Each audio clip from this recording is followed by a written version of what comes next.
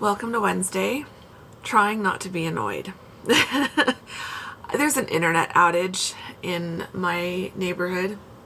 I was on Zoom. Thankfully, my office hours were almost done. I was just down to the last 15 minutes and my internet just cut out. And I reset the box and, tried everything I could think of. And it wasn't working. And so I thought I should check with my provider and just see if there's an issue. And I was able to access it on my phone, even though data service in this neighborhood, it's like a black hole. There is very minimal data service in this neighborhood. It's really frustrating. So if you don't have Wi-Fi, you're pretty well cut off. So when I logged online through my phone, it said 3:43 is when they're estimating it'll be repaired. So now I wait, but I'm bummed. There's two Zoom calls that I had planned on Zooming into and participating in today, and obviously now I can't do that. I can't even get it to hold a signal using the hotspot on my phone. Now I'm gonna try to find some non-internet work to do and get on with my Wednesday. Try not to get too far behind today. I need to come off my hotspot or that is just going to drain my battery because it's not working anyway, so there's really no point. I've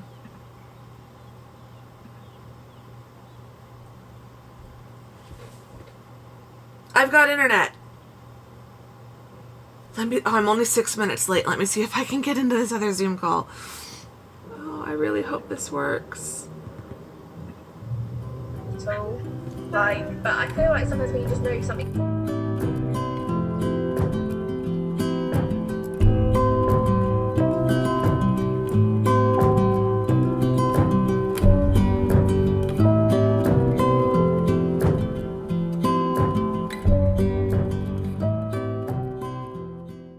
Okay, it's a little while later, so internet is back. It's been back for all afternoon, so I've been able to get a lot more work done, which has been great. I only missed about 6 minutes of that first Zoom call, and then I was able to join in on the second one later in the afternoon, so that was really good.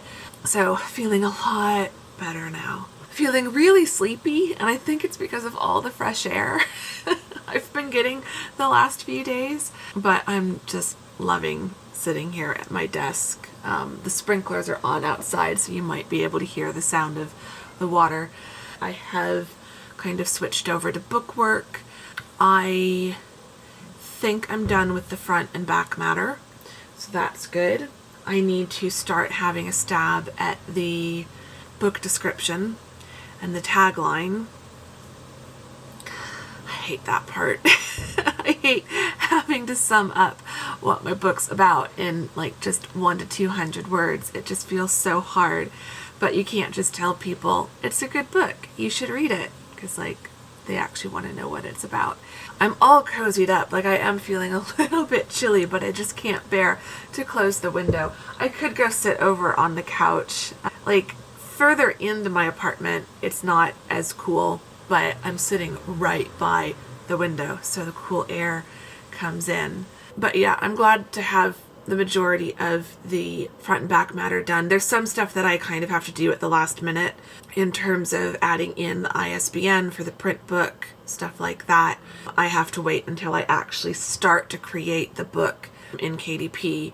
Then they'll give me the ISBN. I then quickly add it in and then save and export the file. So I'll still save and export it ahead of time. I'll create an export so that I can proof it and make sure that it's right before I put it up on Amazon. But we are getting to that point where I'm at the stage where I just have to start creating the book in KDP, which is always a bit nerve-wracking. I feel like I do really well with the book stuff when it's still in my control and publishing is still months or weeks away, but when publishing gets to be like days away, or at least creating the book in KDP, when that is just days away as it is now, I just start to feel a bit so it's definitely how I'm feeling this week, because it's getting so close. Yeah, I'm gonna go.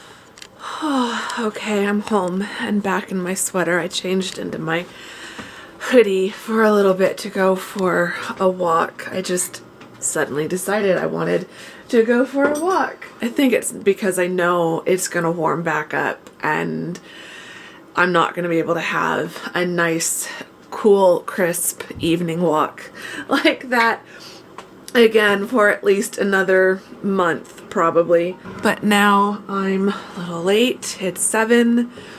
I need to heat up dinner. Thankfully I've got leftover lasagna right here from the one Mom made the other day. I got to take 2 pieces home. My walk was lovely. I was only out for a little over 30 minutes. Just as the sun was setting, so the sky was really pretty. I think I'm gonna put on the latest episode of The Vow on HBO, or on HBO Max, and then go get ready for bed, honestly. Yeah, now I'm ready to just eat a nice hot meal and cozy up under the blankets for a little bit. Maybe make a hot chocolate for when I go read. That would be nice. But I now have my lasagna. There we go. And now I'm gonna sit down and watch TV.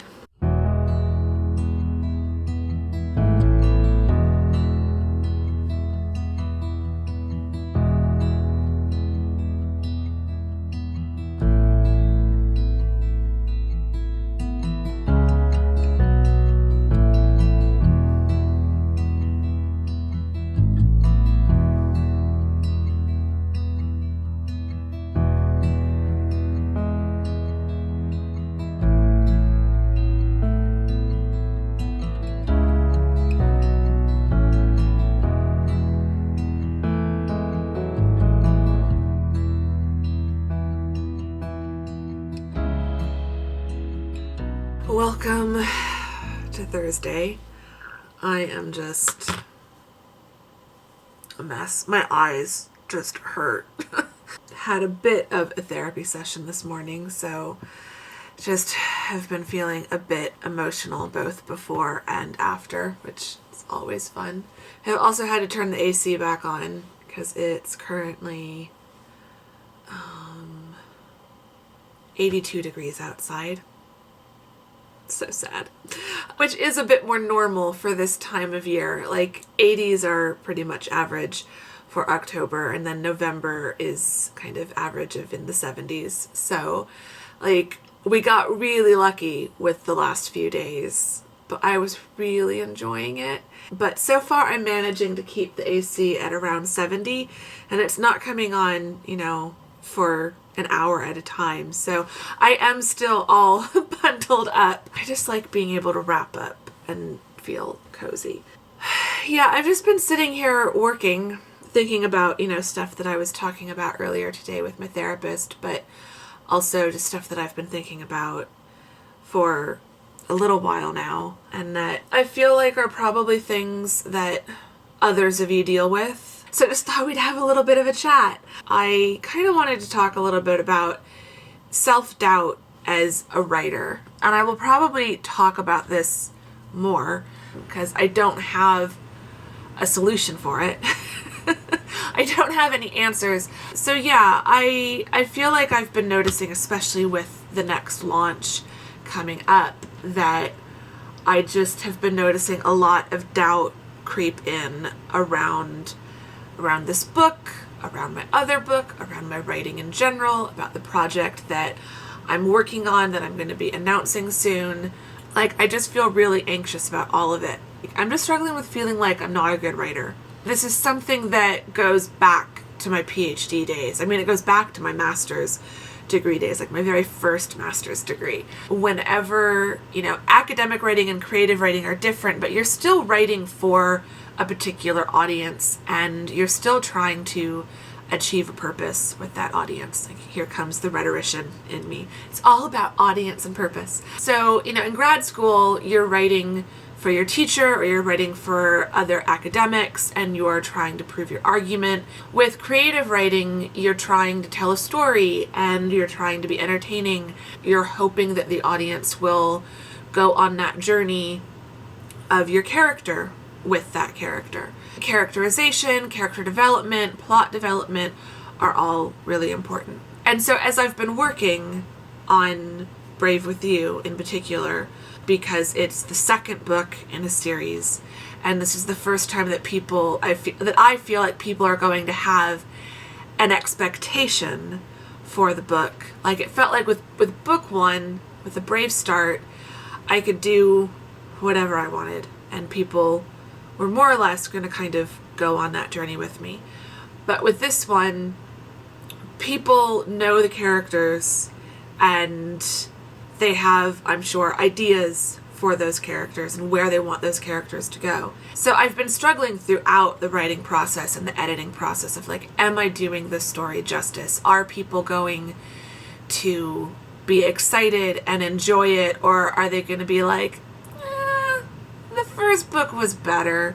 Because I feel like that's always the fear with sequels or trilogies, like that the other books in the series just won't quite be as good. And so there's just all this doubt and worry and fear and anxiety, and I feel like that is a normal part of the writing process. Like, as a grad student, I definitely was, always feeling the imposter syndrome, thinking other people could write this so much better than I can. Really a lot of kind of negative thoughts. And I still did it. I still finished my dissertation. It turned out pretty well.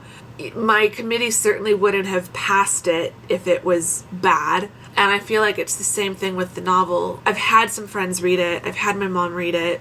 Even the very early draft of it that was a mess, along with the file, when I emailed it, I, would say, this is really rough. This is a huge mess. I just need to know, like, how bad it is. And no one said, like, oh my gosh, Andrea, this is awful. The worst, feedback I got from the few people I let look at that early draft was, yeah, the pacing is a little off, but your idea of flipping the chapters would solve that. And then when they read the revised version, it was like all thumbs up. And so that's something else I'm trying to remind myself. Obviously, you can't please everyone. Not everyone is going to like your work. And that's fine, because you literally can't please everyone, and you will drive yourself insane if you try. And I've learned that with other things. Like, I can never make YouTube content that everyone will love. So, like, you can't please everyone, and at the end of the day, you have to do what will make you happy. The book as it stands right now, I've read it 8 times.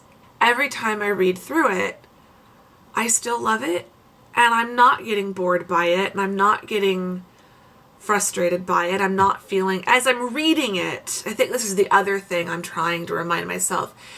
When I'm reading it, I like it. When I'm not reading it, when I'm just thinking about it, when I'm doing other stuff, that's when the doubt starts to creep in.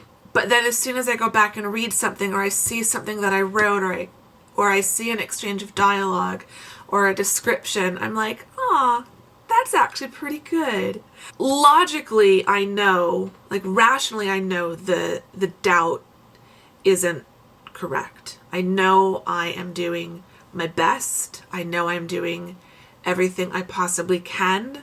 I think part of the doubt also comes from the fact that, like, I haven't hired a content editor or a copy editor or a formatter or a proofreader.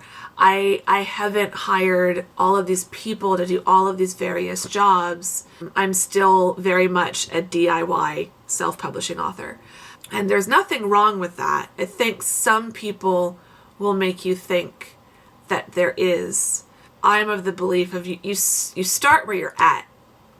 You start with what you're able to do. As things progress and as you hopefully start to do better, then you can start improving on things and hiring people to help you and whatnot. I haven't found that magic switch to just flip in my brain so that I don't end up frozen with anxiety and doubt over all of this. On the one hand, it's recognizing that this is all a marathon and not a sprint, and I do have to be willing to commit to this for the long haul, because no self-publishing author becomes a success overnight or in 1 year off of one book. So I think it comes back to the idea of not comparing your chapter 1 to someone else's chapter 22.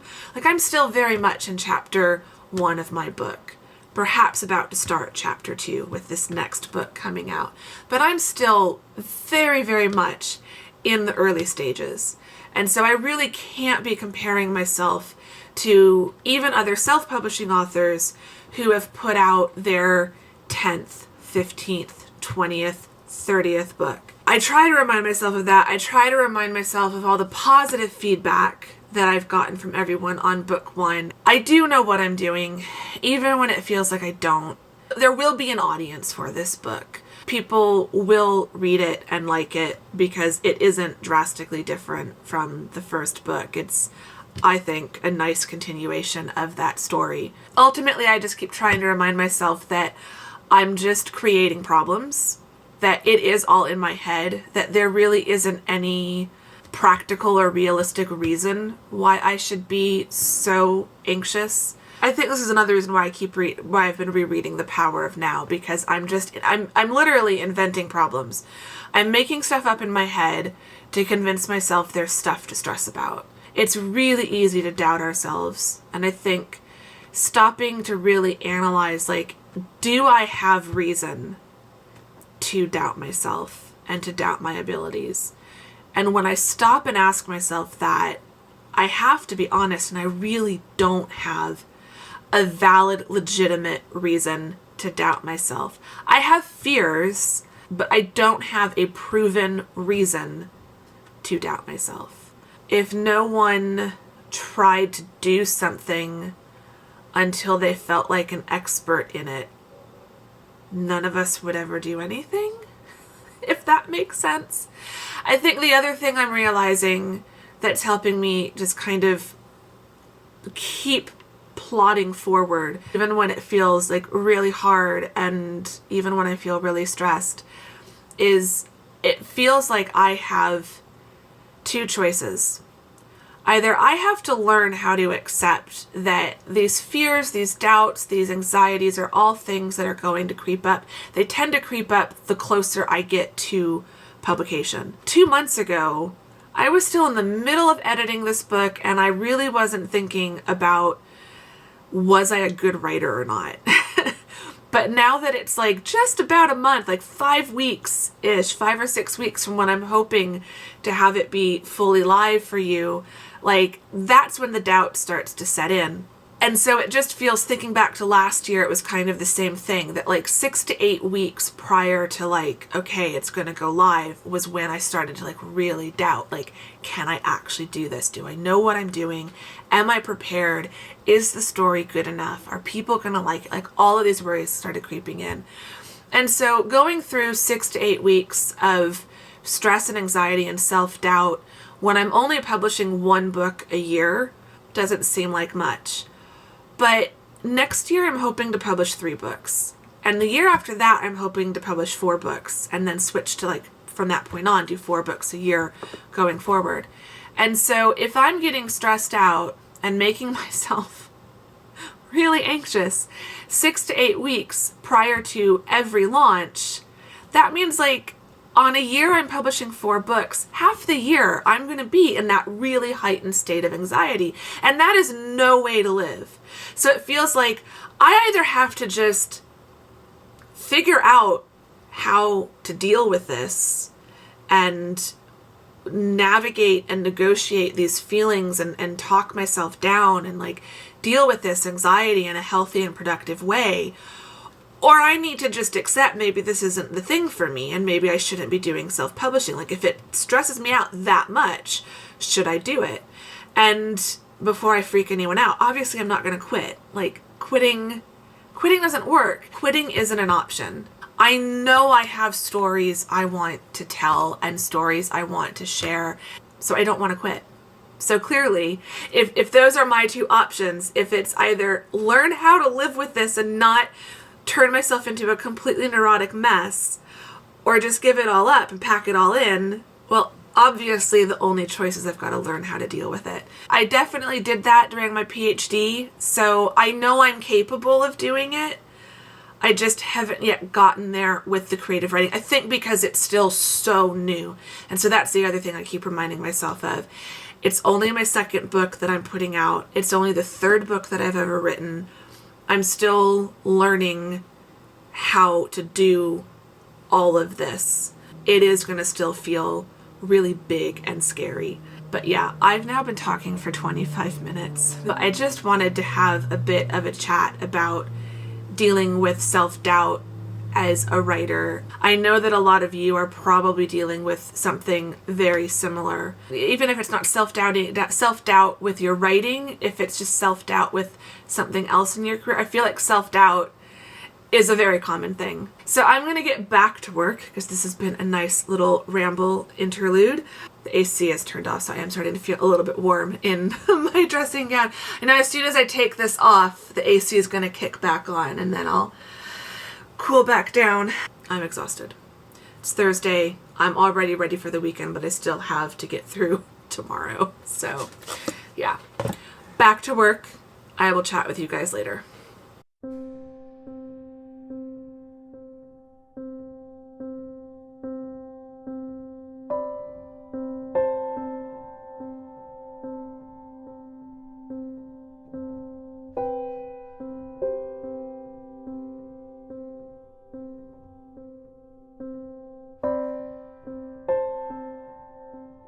Okay, it is the end of the day and nearly the end of this vlog.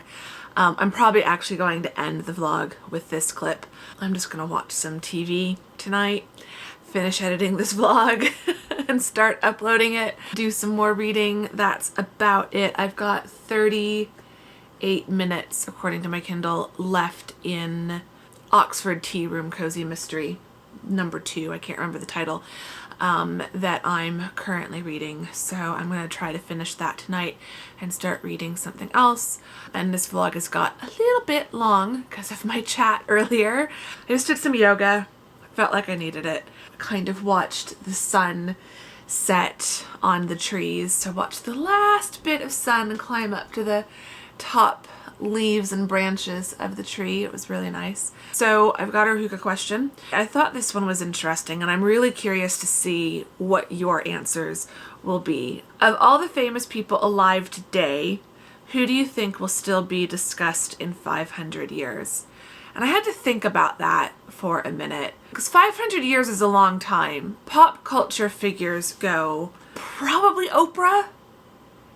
I just feel like her reach and her empire has gotten so huge and for so many important reasons, and like she's done so many great things. You know, she's not perfect, no one is, and so of all the people who've like built up these massive media empires and these massive pop culture presences, yeah, I just think Oprah probably we'd still be talking about in 5 years. Like she's done so many firsts within her industry, but from a more like historical and like political perspective, I think the Queen. I think Queen Elizabeth II. Because like it hasn't been 500 years since Queen Elizabeth I, but almost, like we're getting there. Yeah, I think we'll still be talking about Queen Elizabeth II, because her reign has just been so long, and she's one of only a few female monarchs, not just in Britain, but like worldwide throughout history. There aren't that many like really well known, really powerful, like, not that she's got political power, but like she's got so much like just cultural power and historical presence. Like she's truly a living legend, I feel like. And again, not perfect, but it's those imperfections that make her so fascinating. It's like, whether you love her or hate her, whether you're a royalist or anti-monarchy, like, you can't deny what she has done and the position that she holds. So yeah, those are kind of my two. I'd love to know who you think we'll still be talking about and discussing, or not us, but our ancestors, our descendants, who they will still be talking about and discussing 500 years from now, because I think that could be there could be some interesting answers to this question. So those are just the two that I've come up with. So let me know in the comments. Say hi in the comments, or come over to Instagram and say hi to me there. I know sometimes that's easier. Give the video a thumbs up if you liked it. Subscribe if you're not subscribed. We can chat also continue the discussion about self-doubt as a writer, or just self-doubt in general. And yeah, I will see you all very soon in the next vlog. Thank you very much for watching this one. Bye-bye.